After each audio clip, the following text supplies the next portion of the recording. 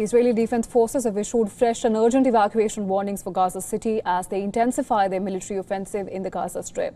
Well, the IDF has called on the residents in multiple neighborhoods to immediately evacuate and move southwards towards designated humanitarian zones near the Khan Yunis area, specifically the Al-Mawasi area.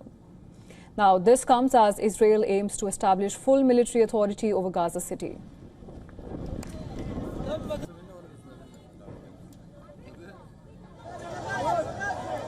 Gaza City is a major urban center within the Gaza Strip and has historically been densely populated, with about 1 million residents living there before the war started. Since the total population of the Gaza Strip is around 2 million, this means that nearly half of the entire territory's population lives in Gaza City. Reports suggest that the Israeli military has issued more than 65 large-scale evacuation orders till now, affecting roughly 80% of Gaza's territory at various points. Now, these evacuation directives began immediately after the Hamas attack on October 7, 2023.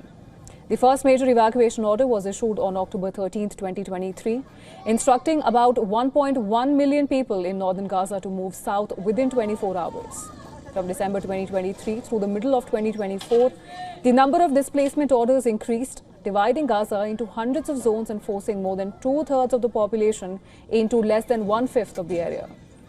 By the mid-2024, evacuation orders had affected approximately 83% of Gaza's territory, with residents repeatedly pushed from one designated safe zone to another. These evacuation orders persisted regularly into 2025, with major mass displacements taking place in June, July and August, including a full evacuation order affecting about 250,000 people in Gaza City in July 2024. While the situation on ground remains dire, the Gaza Health Ministry has reported that at least 42 Palestinians have been killed in the last 24 hours alone. The death toll in Gaza has risen to 64,368, with over 160,000 others were injured since the beginning of the war. Meanwhile, amid these ongoing displacements and military actions, mediators from the United States, Qatar and Egypt are preparing to unveil a new comprehensive Gaza ceasefire deal this week. According to Israeli media, Israel has proposed to call off its planned offensive aimed at conquering Gaza City in favor of a quote-unquote real deal. The Israeli media reported that the United States has conveyed to the Hamas a new set of principles for a comprehensive agreement for ceasefire in Gaza.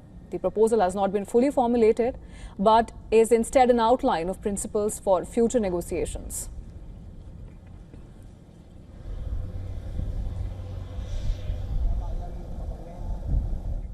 And for more on this, joining us live on the broadcast is Professor Scott Lucas. He is a professor of international politics at Clinton Institute, University College Dublin, and he's joining us live from Wicklow, Ireland. Thank you so much, Professor Lucas, for joining us on the broadcast. And thank you for having me here. Professor, let's start with your assessment of the latest developments based on the trajectory we're on.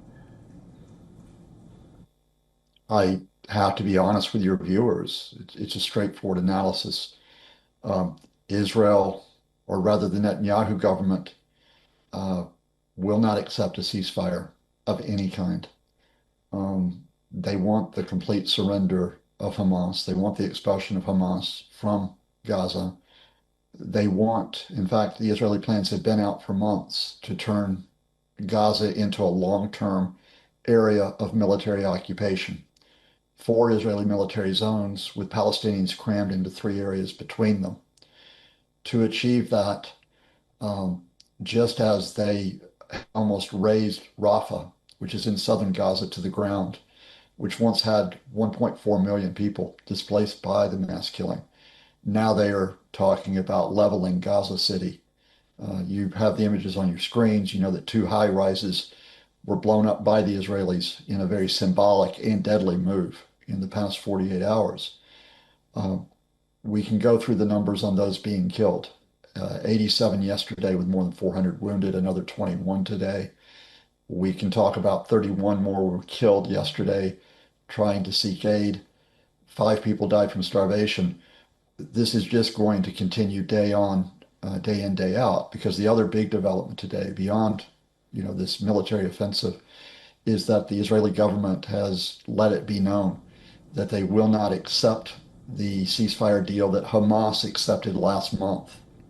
The Israeli opposition leader, Yair Lapid, has called on the government to accept that. but there's no sign that they will do so.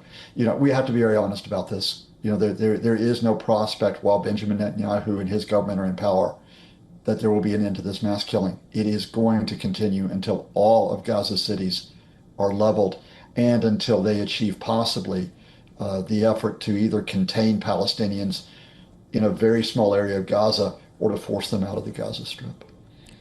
Right. Now, Professor, having said that, amid these ongoing displacements and military action, Israel has proposed to call off its planned offensive aimed at taking over the Gaza City in favor of a quote-unquote real deal. Now, if we talk about this deal, what could be the contours of it? The real deal is on the table. I have to repeat that. This is Israeli PR this morning. The deal that Hamas accepted a few weeks ago is very similar to that was brokered by the Americans, by the Trump administration in the spring. It provides for the release of all the Israeli hostages over 2 phases. But it calls on Israeli military forces to withdraw to a very small buffer zone on the Israel-Gaza border. And the Netanyahu government does not want to withdraw. In other words, the real deal that Israel wants is one that accepts, one, that their military occupy everywhere in the Gaza Strip, 2, that they control all aid into the Strip, not the United Nations, not other organizations, and 3, that there is no Palestinian government in that Strip, not just Hamas, any Palestinian government. Palestinian Authority? No. Palestinian technocrats? No. That is the only real deal that Netanyahu wants, because I have to remind you of this. Netanyahu, from the outset of Hamas's mass killing in October 2023, in his response, said there must be the absolute destruction of Hamas. That's the only real deal he'll take. Right, of course, Professor, we'll have to wait and see how the situation develops. But for now, thank you so much for joining us on the broadcast and sharing your valuable perspective with us. And thanks to you and your viewers.